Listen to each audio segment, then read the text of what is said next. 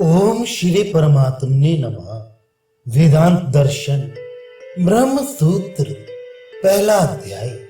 ब्रह्म विषयक विचार की प्रतिज्ञा तथा ब्रह्म ही जगत का अभिन्न निमित्तोपादन कारण है, जड़ प्रकृति नहीं।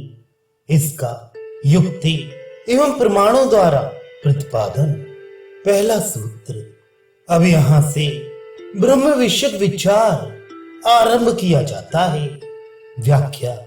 इस सूत्र में ब्रह्म विषयक विचार आरंभ करने की बात कहकर यह सूचित किया गया है कि ब्रह्म कौन है, उसका स्वरूप क्या है, वेदांत में उसका वर्णन किस प्रकार हुआ है इत्यादि सभी ब्रह्म विषयक बातों का इस ग्रंथ में विवेचन किया जाता है। संबंध। पूर्व सूत्र में जिस ब्रह्म के विषय में विचार करने की प्रतिज्ञा की गई है उसका लक्षण बतलाते हैं। दूसरा सूत्र। इस जगत के जन्म आदि, उत्पत्ति, स्थिति और प्रलय जिससे होते हैं वह ब्रह्म है। व्याख्या। यह जो जड़ चेतनात्मक जगत सर्वसाधारण के देखने, सुनने और अनुभव में आ रहा है, जिसकी अद्भुत रचना के किसी एक अंश पर भी विचार करने से बड़े बड़े वैज्ञानिकों को आश्चर्यचकित होना पड़ता है। इस विचित्र विश्व के जन्म आदि जिससे होते हैं, अर्थात जो सर्वशक्तिमान परात्पर परमेश्वर अपनी अलौकिक शक्ति से इस संपूर्ण जगत की रचना करता है, इसका धारण, पोषण तथा नियमित रूप से संचालन करता है। फिर प्रलय काल आने पर जो इस समस्त विश्व को अपने में विलीन कर देता है वह परमात्मा ही ब्रह्म है। भाव यह है कि देवता, दैत्य, दानव, मनुष्य, पशु पक्षी आदि अनेक जीवों से परिपूर्ण सूर्य, चंद्रमा, तारा तथा नाना लोक लोकांतरों से संपन्न इस अनंत ब्रह्मांड का कर्ता हर्ता कोई अवश्य है। यह हर एक मनुष्य की समझ में आ सकता है। वही ब्रह्म है। उसी को परमेश्वर, परमात्मा और भगवान आदि विविध नामों से कहते हैं, क्योंकि वह सबका आदि, सबसे बड़ा, सर्वाधार, सर्वज्ञ, सर्वेश्वर, सर्वव्यापी और सर्वरूप है। यह दृश्यमान जगत उसकी अपार शक्ति के किसी एक अंश का दिग्दर्शन मात्र है। शंका। उपनिषदों में तो ब्रह्म का वर्णन करते हुए उसे अकर्ता, अभोक्ता, असंग, अव्यक्त, अगोचर, अचिंत्य, निर्गुण, निरंजन तथा निर्विशेष बताया गया है, और इस सूत्र में उसे जगत की उत्पत्ति, स्थिति एवं प्रलय का कर्ता बताया गया है। यह विपरीत बात कैसे? समाधान। उपनिषदों में वर्णित परब्रह्म परमेश्वर इस संपूर्ण जगत का कर्ता होते हुए भी अकर्ता है, अतः उसका कर्तापन साधारण जीवों की भांति नहीं है, सर्वथा अलौकिक है। वह सर्वशक्तिमान एवं सर्वरूप होने में समर्थ होकर भी सबसे सर्वथा अतीत और असंग है, सर्वगुण संपन्न होते हुए भी निर्गुण है तथा समस्त विशेषणों से युक्त होकर भी निर्विशेष है। इस प्रकार उस सर्वशक्तिमान परब्रह्म परमेश्वर में विपरीत भावों का समावेश स्वाभाविक होने के कारण यहाँ शंका के लिए स्थान नहीं है। संबंध। कर्तापन और भोक्तापन से रहित नित्य शुद्ध बुद्ध मुक्त ब्रह्म को इस जगत का कारण कैसे माना जा सकता है? इस पर कहते हैं। तीसरा सूत्र। वेद में उस ब्रह्म को जगत का कारण बताया गया है, इसलिए उसको जगत का कारण मानना उचित है। व्याख्या। वेद में जिस प्रकार ब्रह्म के सत्य, ज्ञान और अनंत आदि लक्षण बताए गए हैं, उसी प्रकार उसको जगत का कारण भी बताया गया है। इसलिए पूर्व सूत्र के कथनानुसार पर ब्रह्म परमेश्वर को जगत की उत्पत्ति, स्थिति और प्रलय का कारण मानना सर्वथा उचित ही है। संबंध मृतिका आदि उपादानों से घट आदि वस्तुओं की रचना करने वाले कुंभकार आदि की भांति ब्रह्म को जगत का निमित्त कारण बतलाना तो युक्ति संगत है, परंतु उसे उपादान कारण कैसे माना जा सकता है, इस पर कहते हैं चौथा सूत्र, तथा वह ब्रह्म समस्त जगत में पूर्ण रूप से अनुगत होने के कारण उपादान भी है। व्याख्या, जिस प्रकार अनुमान और शास्त्र प्रमाण से यह सिद्ध होता है कि इस विचित्र जगत का निमित्त कारण पर ब्रह्म परमेश्वर है, उसी प्रकार यह भी सिद्ध है कि वही इसका उपादान कारण भी है, क्योंकि वह इस जगत में पूर्णतया अनुगत अर्थात व्याप्त है। इसका अणु मात्र भी परमेश्वर से शून्य नहीं है। श्रीमद् भागवत गीता में भी भगवान ने कहा है कि चर या अचर, जड़ या चेतन, ऐसा कोई भी प्राणी या भूत समुदाय नहीं है जो मुझसे रहित हो। यह संपूर्ण जगत मुझसे व्याप्त है। उपनिषदों में भी स्थान स्थान पर यह बात दोहराई गई है कि उस परब्रह्म परमेश्वर से यह समस्त जगत व्याप्त है। संबंध सांख्य मत के अनुसार त्रिगुणात्मका प्रकृति भी समस्त जगत में व्याप्त है। फिर व्याप्ति रूप हेतु से जगत का उपादान कारण ब्रह्म को ही क्यों मानना चाहिए, प्रकृति को क्यों नहीं, इस पर कहते हैं पांचवा सूत्र, श्रुति में ईक्ष धातु का प्रयोग होने के कारण शब्द प्रमाण शून्य प्रधान त्रिगुणात्मिका जड़ प्रकृति जगत का कारण नहीं है। व्याख्या, उपनिषदों में जहां सृष्टि का प्रसंग आया है वहां ईक्ष धातु की क्रिया का प्रयोग हुआ है। जैसे उस सत ने ईक्षण संकल्प किया कि मैं बहुत हो जाऊं, अनेक प्रकार से उत्पन्न हूं, ऐसा कहा गया है।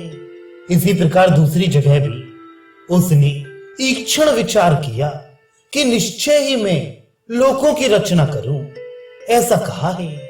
परंतु त्रिगुणात्मक प्रकृति जड़ है, उसमें ईक्षण या संकल्प नहीं बन सकता, क्योंकि वह चेतन का धर्म है। अतः शब्द प्रमाण रहित प्रधान जड़ प्रकृति को जगत का उपादान कारण नहीं माना जा सकता। संबंध ईक्षण या संकल्प चेतन का धर्म होने पर भी गौड़ी वृत्ति से अचेतन के लिए प्रयोग में लाया जा सकता है। जैसे लोक में कहते हैं कि अमुक मकान अब गिरना ही चाहता है, इसी प्रकार यहां भी ईक्षण क्रिया का संबंध गौड़ रूप से त्रिगुणात्मिका जड़ प्रकृति के साथ मान लिया जाए तो क्या हानि है, इस पर कहते हैं छठा सूत्र, यदि कहो ईक्षण का प्रयोग गौड़ वृत्ति से प्रकृति के लिए हुआ है तो यह ठीक नहीं है, क्योंकि वहां आत्म शब्द का प्रयोग है। व्याख्या, ऊपर कही गई ऐतरेय की श्रुति में ईक्षण का कर्ता आत्मा को बताया गया है, अतः गौड़ वृत्ति से भी उसका संबंध प्रकृति के साथ नहीं हो सकता। इसलिए प्रकृति को जगत का कारण मानना वेद के अनुकूल नहीं है। संबंध आत्म शब्द का प्रयोग तो मन, इंद्रिय और शरीर के लिए भी आता है, अतः उक्त श्रुति में आत्मा को गौड़ रूप से प्रकृति का वाचक मानकर उसे जगत का कारण मान लिया जाए तो क्या आपत्ति है, इस पर कहते हैं सातवां सूत्र, उस जगत कारण परमात्मा में स्थित होने वाले की मुक्ति बतलाई गई है, इसलिए वहां प्रकृति को जगत कारण नहीं माना जा सकता। व्याख्या, तैत्तिरीय उपनिषद की दूसरी वल्ली के 7वें अनुवाक में जो सृष्टि का प्रकरण आया है वहां स्पष्ट कहा गया है कि उस ब्रह्म ने स्वयं ही अपने आप को इस जड़ चेतनात्मक जगत के रूप में प्रकट किया। साथ ही यह भी बताया गया है कि ये जीवात्मा जब उस आनंदमय परमात्मा से निष्ठा करता स्थित होता है तब यह अभय पद को पा लेता है। इसी प्रकार छांदोग्य उपनिषद में भी श्वेत केतु के प्रति उसके पिता ने उस परम कारण में स्थित होने का फल मोक्ष बताया है, किंतु प्रकृति में स्थित होने से मोक्ष होना कदापि संभव नहीं है। अतः उपर्युक्त श्रुतियों में आत्मा शब्द प्रकृति का वाचक नहीं है, इसलिए प्रकृति को जगत का कारण नहीं माना जा सकता। संबंध उक्त श्रुतियों में आया हुआ आत्मा शब्द प्रकृति का वाचक नहीं हो सकता। इसमें दूसरा कारण बतलाते हैं। 8वां सूत्र, त्यागने योग्य नहीं बताए जाने के कारण भी उस प्रसंग में आत्मा शब्द प्रकृति का वाचक नहीं है। व्याख्या, यदि आत्मा शब्द वहां गौड़ वृत्ति से प्रकृति का वाचक होता तो आगे चलकर उसे त्यागने के लिए कहा जाता और मुख्य आत्मा में निष्ठा करने का उपदेश दिया जाता, किंतु ऐसा कोई वचन उपलब्ध नहीं होता है जिसको जगत का कारण बताया गया है। उसी में निष्ठा करने का उपदेश किया गया है। अतः परब्रह्म परमात्मा ही आत्म शब्द का वाच्य है और वही इस जगत का निमित्त एवं उपादान कारण है। संबंध आत्मा की ही भांति इस प्रसंग में सत शब्द भी प्रकृति का वाचक नहीं है। ये सिद्ध करने के लिए दूसरा हेतु प्रस्तुत करते हैं। 9वां सूत्र, अपने में विलीन होना बताया गया है, इसलिए सत शब्द भी जड़ प्रकृति का वाचक नहीं हो सकता। व्याख्या, छांदोग्य उपनिषद में कहा है कि हे सौम्य, जिस अवस्था में यह पुरुष जीवात्मा सोता है उस समय यह सत्य अपने कारण से संपन्न संयुक्त होता है, स्व अपने में अपीत विलीन होता है, इसलिए इसे स्वपिति कहते हैं। इस प्रसंग में जिस सत्य को समस्त जगत का कारण बताया है उसी में जीवात्मा का विलीन होना कहा गया है और उस सत्य को उसका स्वस्वरूप बताया गया है। अतः यहाँ सत नाम से कहा हुआ जगत का कारण जड़ तत्व नहीं हो सकता। यही बात प्रकरणांतर से पुनः सिद्ध करते हैं। 10वां सूत्र, सभी उपनिषद वाक्यों का प्रभाव समान रूप से चेतन को ही जगत का कारण बताने में है, इसलिए जड़ प्रकृति को जगत का कारण नहीं माना जा सकता।